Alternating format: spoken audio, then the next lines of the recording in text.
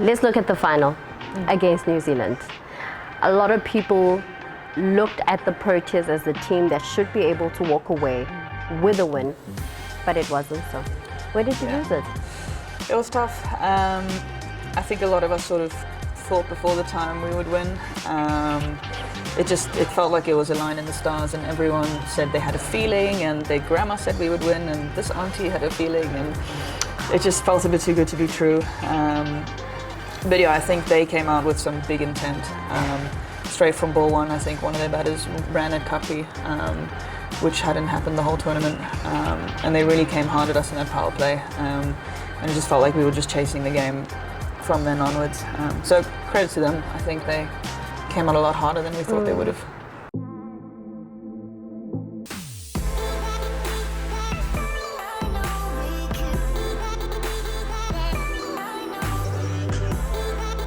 Welcome to the Pitchside Podcast, the home of authentic cricket conversations with me, Mr. Hopo. Hello and welcome to the Pitchside Podcast, the home of authentic cricket conversations told one episode at a time. Now we've shifted locations. We're not shooting at the DP World Wanderers Stadium, and we are here in Sandton City at the Adidas store because I'm about to have an interesting conversation, an exciting conversation with Laura Wolvaardt, because she's the brand ambassador for Adidas. She could have been a musician, she could have been a doctor, but she decided to be a full-time cricketer. And I'm looking forward to chatting to her and finding out a little bit more about who Laura Wolvaardt is. So Laura, welcome to my podcast. Thank you, thanks for having me. How are you feeling? Are you excited about this chat? Very excited. I think it's been a while since we've actually had a good chat, me and you. So yeah, I'm keen to catch up. Now I'm glad that we're having this conversation here at the Adidas store because you're the brand ambassador. So tell us about the journey of you being a brand ambassador for Adidas and how that came about. Been quite a long journey. I think at first my mom sent an email to Howie Khan, who was the athlete manager, like 10 years ago when I was 13 years old, and she was like, "Hi, my daughter plays cricket, would you please sponsor her some spikes or something?" And I think Howie gets about 3,000 of those emails a day, and he even replied, he was like, "We don't really have the capacity right now, but maybe one day in the future something can come of it." Yeah, and then a couple of years went by, obviously played more cricket, started playing for the Proteas full time, and then they offered me sort of a product sponsorship, and then the relationship just grew and grew.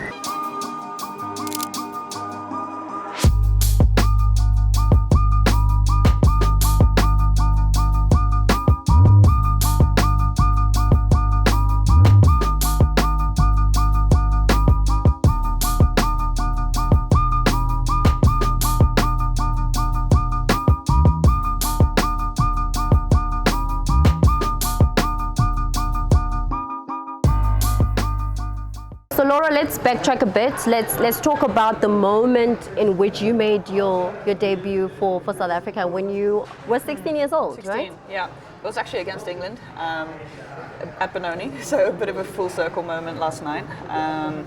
Yeah, really special. I can't actually remember that much about it. I think I was just so nervous for the experience. I remember my feet weren't really working properly when I was batting. I was just so stressed out. Yeah, so very proud moment, but it's a bit of a blur. Yeah. But what is it like to transition so quickly to the national side, especially at a tender age of 16 years old? Like, what do you think about yourself, about your game? Are you nervous? Are you playing freely? Are you enjoying your game? What really goes on in a 16-year-old mind when, she's making her debut for South Africa? Yeah.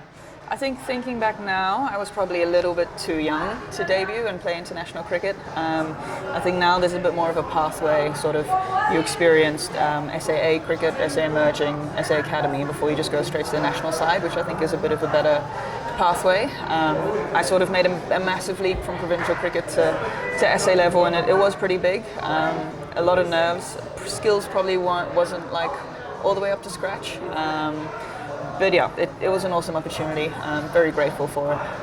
But there was a lot of foundational work that you did with Western Province and playing against Western Province. Yeah, but probably the match experience at that higher level wasn't quite there at the time. But yeah, obviously spent years training with Province Under 19 and Province Women. But yeah, awesome opportunity. I think there's not a lot of 25-year-olds who've had the experience that I've had so far. So very grateful for that.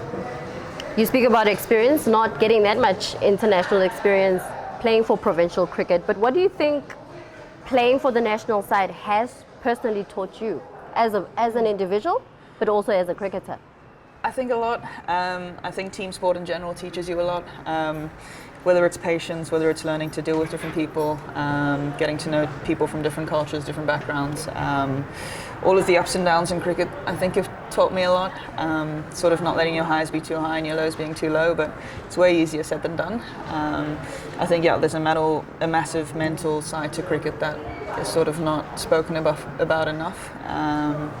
And even just the captaincy the last year, I think, has really taught me a lot, even more. Let's dig deep. Let's dig into that captaincy. You were first interim captain, and then you were fully made captain against the series against Pakistan. Yeah. How was that? Yeah, at first it was just interim. Obviously, Sunay had stepped down and we sort of needed someone to take over, but I wasn't sure if I was really ready for the role yet. So I communicated that with the selectors and the coach, and they said, that's fine. Do it temporarily for 2 tours, and then we see if it affects your game, if it's something that you enjoy. And it went all right. I think I still scored a few runs in that series, and then took it on full time. It's obviously been a massive learning curve, I think, on field and off field. On the field, I've had to learn a lot about bowling plans and how to set fields, and before I just focus on myself as a batter and just hit the ball.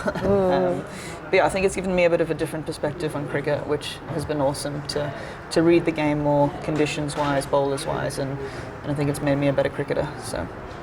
But how do you really fully learn about captaincy? How do you fully prepare to get into that role? Yes, you speak about having been an interim captain, but how do you then fully prepare for that role? It's tough. I think you just have to talk to people who've sort of been there, done that. We have a lot of people on our coaching staff now that have been sort of feedback after the game, preparation for the game, what would they do in this situation. But at the end of the day, you're the one on the field sort of having to make the final call. But I guess it's just learning from your mistakes. I guess the other night I made 1 or 2 mistakes, and then I just talked to the coaches about it, and hopefully next time I make a better call in the moment. What mistakes did you make? No, I don't know, it just always feels like when we lose, hindsight is a good thing. I could have bowled this person in this over and this person, maybe brought back my strike bowlers a little bit earlier to kill off the game earlier. But yeah, I think hindsight is always nice. Okay, so now let's talk about captaincy in the World Cup. It's not easy to lead a side in a World Cup, especially looking at the fact that you've had back-to-back World Cup campaigns where you've headed to the finals of a World Cup. How was the UAE? How was being able to beat Australia in a semi-final, and just the overall experience at that World Cup? It was a lot of effort, that World Cup. Captaincy-wise, obviously each game is a new team, so it's full-on prep. For a normal series, you kind of just do a full prep session once, and then you kind of sort it for the series. But now it's a new team every game, so analysing all of that stuff. It was really hot as well, so training and matches took a lot out of us physically. But the whole experience was crazy. Just winning that first game against the West Indies was pretty crucial. I think it set us up for the rest of the campaign. And then that semi-final was special. I think obviously Annika played extremely well and sort of single-handedly chased down that score. So yeah, what a moment to do something like that. And Laura, you were on form. You're constantly on form. You're a player that your players can always rely on in terms of scoring in the runs. What would you attest your form to? Don't you ever think about, why is it that I'm so good? I know it's not consistent at certain points, but I mean, you're really good. It doesn't feel like I'm in form right now. I don't know, I had a bit of a tough big bash in Australia. But yeah, I think it's just important to do the same things and stick to my routine over and over again. Even when it goes badly, I just try to stick to the same processes. And sometimes that feels a bit crazy. If I've had 3 bad games, I'm like, am I really going to do the same warm-up again? But yeah, and I like to think about what I'm going to do before the time. I like to sort of have a plan, have batting process front of mind, and yeah, I don't know, different techniques, bit of breathing, bit of visualization. But yeah, I think the captaincy has helped as well. It sort of made me focus less on myself and more what I need to do for the team in that moment, and yeah, it's worked. So Let's go to the morning of that semi-final against Australia. yeah. What was the mood like? Because I remember the Proteas won't beat Australia on their home turf, and that gave you guys a bit of confidence heading into that semi-final. What was the mood like? Yeah, I think knowing that we'd beaten them in T20 cricket before was crucial. I think if you go into a World Cup game knowing that you've never ever defeated a side, it's tough. So just knowing that if we played our best cricket we could beat them, I think added a little sense of like calm confidence. That was pretty important. Day of the game, probably really nervous. I was really nervous throughout that whole World Cup, more so for the captaincy. Just that I'd make a wrong call or not bowl and then have my maths wrong at the end or something like that. But yeah, I'm pretty nervous the whole day. Had a primer, probably had a nap. And yeah, it's a bit of a blur. Yeah. Yeah, and yeah, just went to the game. It was all evening games though, so had a lot of time to kill in the day with being nervous. Come game time, what's the conversation with your team in that moment ahead of taking on Australia? I think in the huddle probably spoke a lot about being calm, and also just about what an amazing opportunity it was and how many people were watching back home and supporting and willing us to win. But yeah, mainly just that the calmest team out there would stand a good chance of winning. Because I think it's very easy to get caught up in semi-final Australia and not necessarily just doing your job and bowling a good ball. So just, I think Paul Adams was pretty good at that. He gave us little speeches before. And yeah, he had a lot of speeches like just stay grounded and be where your feet are and yeah, just try to bring back some of that stuff. Yeah, I was actually going to bring Paul Adams because there was a lot of conversation about how he inspired and motivated the team. How good is it to just have someone like that is able to come through, help you with visualization, just get your mind right, your heart right ahead of such a big encounter? Yeah, I think it's very important, especially when you get to the game, it's chaos, there's crowds, there's warm-up. You know, you sort of just need that moment to just all come together in a huddle and focus and realign on one goal, sort of. And like now he's doing movie quotes, so it's passing around to different players. So yesterday it was Faye, and now she has to pick a movie quote and then sort of explain why she chose that movie quote as a motivational speech before the game. So he keeps coming out with really creative stuff, which is awesome. Have you thought of a movie quote when the opportunity comes to you? I don't know, maybe something like Forrest Gump, like when life gives Run, you... Forrest. Yeah, run, Forrest, that's a good one. Or life is like a box of chocolates. Yeah. You never know what you're going to get. Or something. I don't know, I'll need to do some research. Get something a bit more inspirational. Now, I want us to just look in that particular game. It seemed like the Proteas just played an aggressive brand of cricket. It's like you went a level high compared to the previous games that you guys had played in that World Cup. Yeah. Like, was it just extra motivation to want to beat Australia? I think you know that if you have to beat Australia, you have to play your best cricket. You're not going to beat them with a 70% of intent. I think it's tough for them as well, being the best in the world and knowing that each side is going to come really hard at you because it's kind of the only way. I think if you sort of go the other way and try to, you know, get yourself into, it's not going to work because they're going to come hard. So yeah, I think we knew we had one chance to go really hard at them and it paid off. Let's look at the final against New Zealand. A lot of people looked at the Proteas as the team that should be able to walk away with a win, but it wasn't so. Where did you lose it? It was tough. I think a lot of us sort of thought before the time we would win. It felt like it was a line in the stars and everyone said they had a feeling and their grandma said we would win and this auntie had a feeling and it just felt a bit too good to be true. But yeah, I think they came out with some big intent. Straight from ball one, I think one of their batters ran at Kapi, which hadn't happened the whole tournament. And they really came hard at us in that power play. And it just felt like we were just chasing the game from then onwards. So credit to them. I think they came out a lot harder than we thought they would have. So what moment in the game do you feel like, we are losing this? We knew it was a better wicket, probably the best wicket we've had that World Cup. So we thought 150, what was it, 150 something was gettable. And I think after our power play, we felt really in the game. We had a decent power play. Probably around about the 10th over mark, I saw we needed like 10 11s, which I knew was going to take something special to win it. And then, but you always still have hope that, or belief that Chloe's going to do it, or Nate is going to do it, or whoever's in the middle. So it was really early until that last over that I was like, okay, we really can't win anymore. But the whole time you kind of still feel in it. What did that moment feel like when you just realized that the team has just lost a World Cup final yet again? Tough. I'm not sure if it's still properly synced in yet. Obviously, I went straight to Big Bash after and started playing in a new series. So quick turnaround.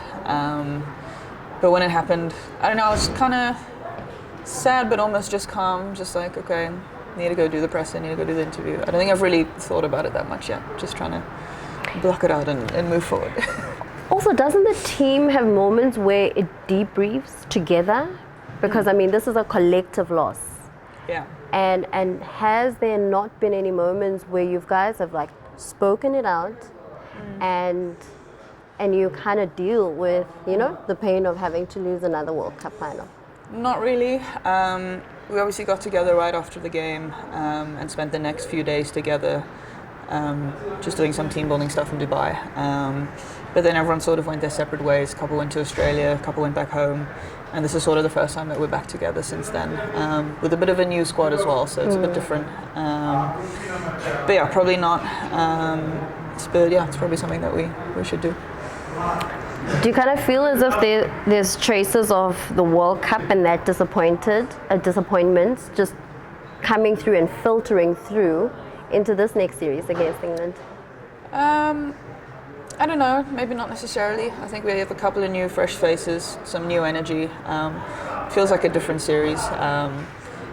But I think for some of our senior players who have sort of been in the setup and lost a couple of semi-finals and finals, it's going to hurt for a long time. I think it might be tough for them to get, fully absorbed into cricket again. I think you kind of hate cricket after a moment like that, and kind of want to spend some time away from the game. But after this, we have a bit of a break. But I think the back-to-back turnarounds have been a bit tough, especially after such a big disappointment. Yeah. And how does that World Cup final, that loss, compare to the World Cup final that took place on home soil in Newlands? This one hurt more for me, definitely. The first one was almost like we're just happy to be there. It was our first time there. It was already amazing that we made the final after losing our first game against Sri Lanka. So all of us were just really excited for the opportunity. It was against the best in the world, Australia, who have been there countless times. So, it's maybe not as bad if you lose to them. But this one was a bit worse. I think it was a bigger opportunity for us to win. Well, on a lighter note, let's speak milestone. In this series, you were the first female player for South Africa to get 2,000 T20 international runs. I didn't even know that was coming up, but that's pretty cool. I just assumed someone else would have gotten that already, like a Lizelle or someone who played for ages. But cool milestone. I think pretty cool that I'm only 25 as well, so hopefully another 2,000 to go. Yeah, hopefully. But you've got 4,000 runs in the one-day international game. 4,000. Yeah, is it 4,000? It is. Nice, didn't even know that. Come on, Laura. Sorry. You don't even know your own stats. No, I don't know. Obviously, we spoke about it earlier, just debuting that young. It's given me a lot of games. I think it's my 100th soon in Benoni, nice. in Durban, sorry. Yes. Is my 100th ODI, which is crazy being 25 and playing 100 ODIs already. It's a very lucky position to be this young and have that much experience. So someone that's watching or listening to this conversation and wants to understand what goes into being Laura Wolvaardt, what goes into your preps, what goes into you going to gym and training, what goes into you being the person that you are and getting the results that you're getting on the field? I think since I was younger, I don't like doing things like halfway. Obviously with my schooling, I was full on, studied hard, did everything that I can to get good grades. And it's sort of the same in cricket. I'm trying to do the best I can off the field to perform on the field. Which is tough sometimes because cricket is a bit of a funny game and you can have 3 ducks in a row even though you're doing all of your off-field stuff properly. But yeah, I like to do my homework cricket-wise, do my gym work properly, do whatever the S&C tells me to do. So I'm a bit of a goody two-shoes, I guess. Would you say that you're also a bit of a perfectionist? Maybe, a little bit. I'm trying to be a bit less because in cricket it's tough to be perfect. Mm-hmm. You can nick off 3 times and they drop you 3 times and then you score 100. So yeah, you can have your worst game and sometimes make the highest score, which makes no sense. So yeah, just learning to go with the ebbs and flows a bit more has been sort of the key thing for me these last couple of months. Let's look into your lows. Earlier on you spoke about mental health coming into play as well. And do you remember time in your journey as a cricketer, or even on or off the field, where you've had some really hard moments that no one really kind of knew about? I think it's maybe a little bit more when I go to the leagues. You don't sort of have your family there and your support system. Normally when I'm playing for South Africa, obviously, I know everyone really well. It's like my second family. So it kind of feels like I'm at home. It's a bit easier. But when you go away to leagues, you don't always have that support system, so it can feel a bit lonely sometimes, especially when it's not going well. So that's probably been some of the harder trips that I've had. Mm-hmm. But overall, I think I've still been okay. I'm still young, so being away from home is not that bad. I think it becomes hard when you're older, you have a house, you have a family. I think then being in hotels for most of the year can get a bit old pretty quickly. But for now, I'm still all right. Okay, and your highs. Tell me about a moment where you remember being in the middle and batting and it being one of your most monumental batting experiences. Probably that World Cup final at home. Even though we lost the game, I think I had a pretty good innings and I was batting for a while and the crowd was absolutely insane. And it was Newlands. I'm from Cape Town, so it was my home stadium. My whole family was there, all of my friends were there. Basically everyone that I knew in cricket was there. So yeah, just being out there in the middle, every shot I hit, everyone was just screaming. The anthem was so loud before the game. Yeah. It just felt kind of surreal and sort of like an out-of-body, am I even here moment. And it was cool while it lasted until we lost the game. It was a really cool experience. So. You speak about your family and how good is it to just have your mom support you, your dad support, your brother as well support you? Yeah, amazing. They all flew out to Dubai for the final as soon as they heard. I think it was sort of a joke. They were like, if you make the final, we're flying out. And then, it happened. We actually beat Australia and then they all flew out. It was such a rush to get their visas done and everything, but they made it. And Mom's here now as well for the T20s. Yeah, it's nice. I obviously don't see them that often. I counted this year I'm only at home for like 68 days or something, so it's nice to have them on tour to just spend a bit more time. I wanted to track back to the series in India. There were a particular game, second one-day international. Yeah. 400 scored in that game. Tough loss. I want you to take me through that particular game, because you witnessed like losing grip of that win. Yeah, that was a tough one. Obviously flat wicket, they scored like 350 or something. And I was like, oh dear, this is way too much. And I don't know, we didn't have the best start. We were kind of just going like normally, cruising along, not fast enough to get 350, and then Kapi came in, and I don't know if her bat is made of some other kind of material, but she was just pinging fours left, right and centre. And all of a sudden we were like, needed 10s for the last 20 or something, and it kind of just looked like if we had a really good T20, we could make it. And she just kept scoring, and then I sort of found a bit of rhythm at the end, and we both just kept going, and then all of a sudden we were really close. And then a couple of things happened in that last over, and we needed 6 or 5 off the last ball, and I missed it. So that was tough after being in the sun for 7 hours. But you needed 6 from the last... Yeah, from the last ball. It was like, we were right in it, we needed like 11 off the last over, and then lost a few wickets. Yeah. And then I was off strike. And then I think I needed to hit a 6 to win off the last ball. And at that stage, I've obviously fielded for 3 hours, batted for 3 hours in India, and just missed the last ball, and we lost by 5 runs, which was a bit brutal. But that was such an epic game, though. Yeah, it was very cool to watch. Very high scoring. I think first game ever where there's been 400s Yeah. in an ODI. So. You also played tests against India, right? You batted for 7, how many hours? A lot of hours. Like 5 on the one day and 2 on the other day. It was the longest I've ever batted, so pretty cool. India, test cricket, under those hot conditions. Rough. Very rough. Can you compare it to the heat of Perth in Australia? Bit different. Or Melbourne? That's warm as well, but Yeah. this one was really humid. It was in Chennai, so it was like sticky, sweaty. You just step outside for the warm-up and everything's drenched. I think all my test whites were see-through by the end. You could just see sort of my tights and my sports bra through the clothes. Yeah, it was hard work. Definitely. And how deep do you need to be digging in to go through batting for 7 hours, 6-7 hours, It's to so just go through it? tempting because they're bowling this slow spin, and you just so badly want to run down the track and hit it for 6, but you know you can't because it's just going to stay low or just skid on, or so you've got to be focusing, you've got to be there in the moment. So it's probably more the focus than anything. I want us to look back to test in England, where you drew against England, Yeah. and Tumi To me, the Sikukune, wall, yeah. the Great wall. Wall, Yes. literally batted through. Yeah. Just to be able to observe her, Yeah. being able to hold it down for the team like that. Yeah, I think that was most of our first tests, and she just obviously showed us how to play test cricket. She's made it look so easy. Anything wide she left, anything on a stump she blocked. And it was actually a crucial innings because it took us to that fourth day, which then rained out. If it wasn't for that, we probably would have lost and not have drawn the game.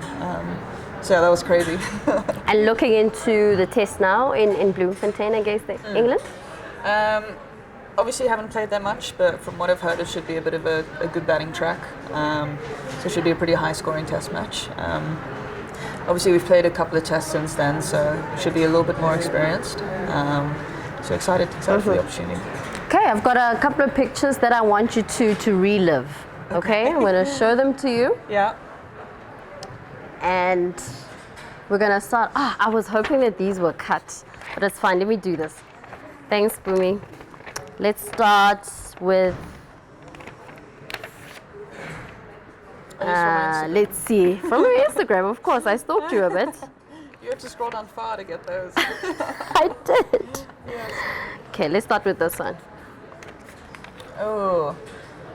Take me through this Laura Wolvaardt, how old she was.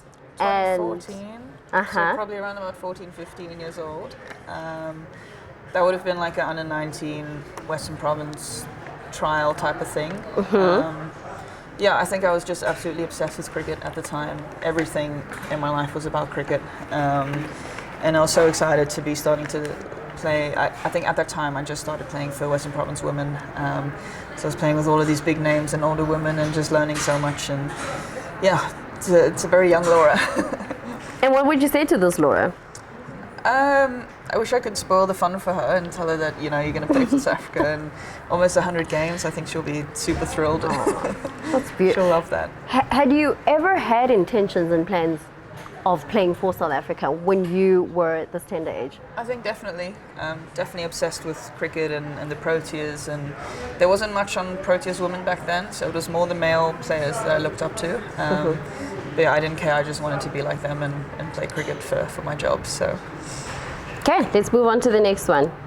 Your caption is that awkward moment when you win every game in the series. That is such a 15-year-old thing to say. I'm like, awkward Sorry, moment. Yeah, I thought it was funny. I think that was like an emerging thing against maybe Zimbabwe. That was sort of my first taste of SA emerging.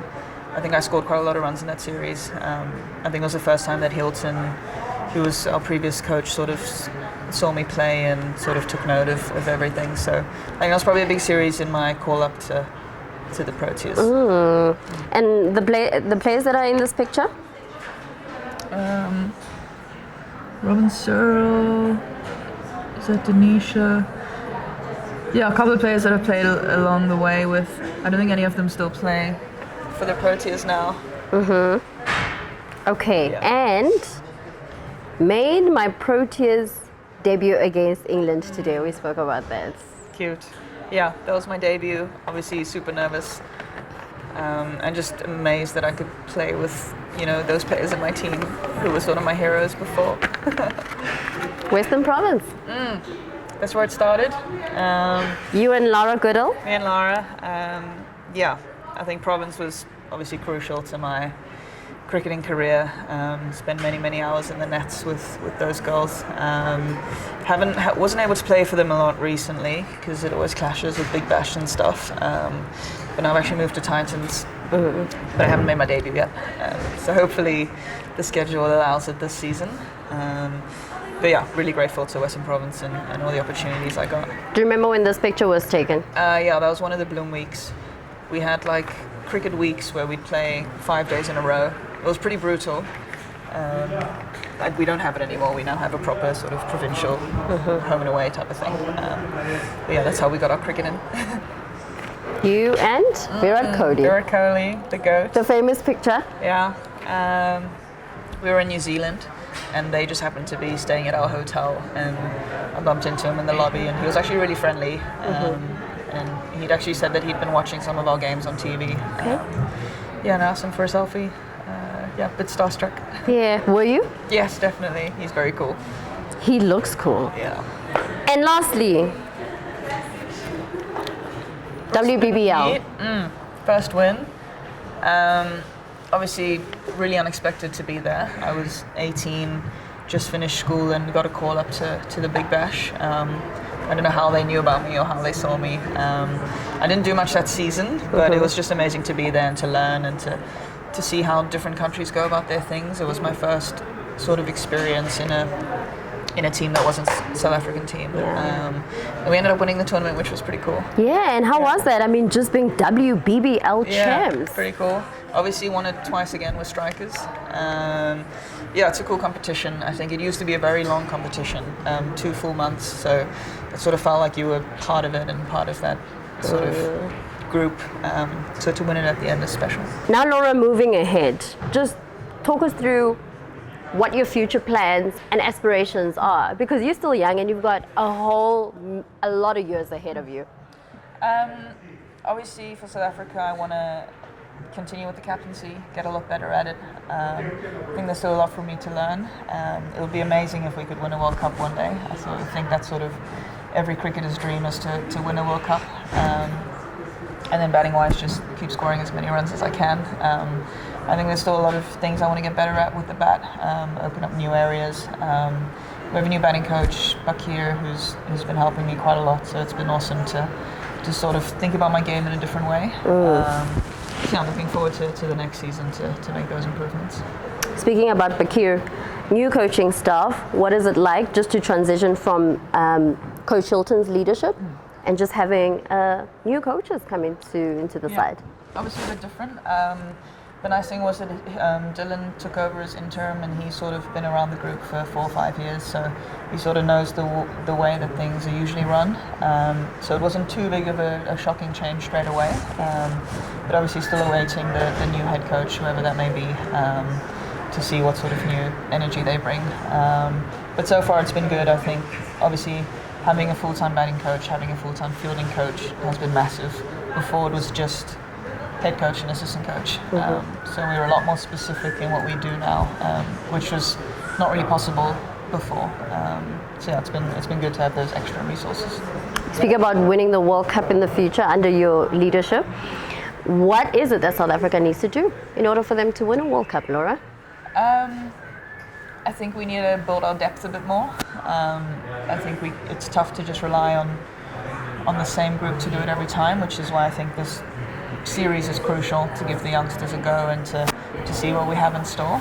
And then I think with that we'll just become more consistent as a team. I think consistency is a key one for us. We can have amazing games and beat Australia, and then the next day we have our worst game against New Zealand, and that's just a reflection of, I guess, our season a little bit, as we have really high highs and then we can put up some not so great performances. So I think the more depth we have, the more experience we build, the more consistent those performances will become. So.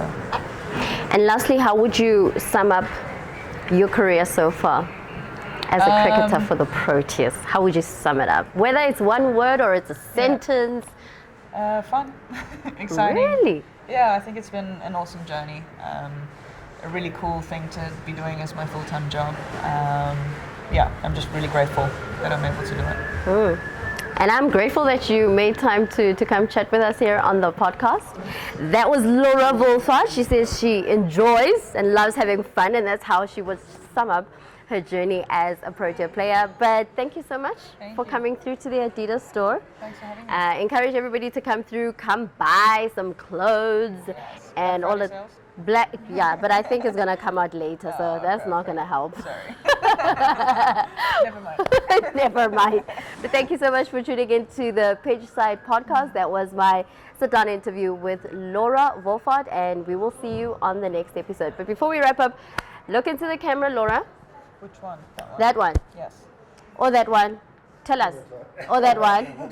Yes, okay, that one. And just tell everybody to like, comment, and subscribe to the Pitchside Podcast. Everyone, can you please like, comment, and subscribe to the Pitchside Podcast? Because this is an incredible podcast. Because this is an incredible podcast. You heard it. Thank you, guys. Bye. Thank you.